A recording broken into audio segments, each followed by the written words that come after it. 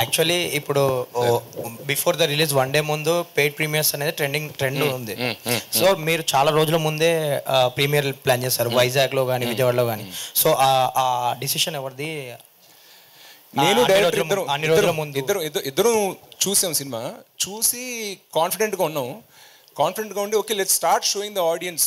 Paid preview అనేది 1 day ముందు పెడతారు. 1 డే ముందు అనేది ఇట్స్ టూ లేట్. అంటే ఒక మంచి టాక్ ఏమైనా స్ప్రెడ్ అవ్వాలని ఏమైనా చేయాలన్నా, అలా కాకుండా ఒక డీసెంట్ సైజ్ థియేటర్స్ ఉండే ఫ్యామిలీ ఆడియన్స్ని పిలిచి షోస్ స్క్రీన్ చేద్దాం. స్క్రీన్ చేస్తే మనకి ఖచ్చితంగా రెస్పాన్స్ వస్తుంది and then good positive word of mouth spread అవుద్ది అనేది వి టుక్ ఎ డిసిషన్.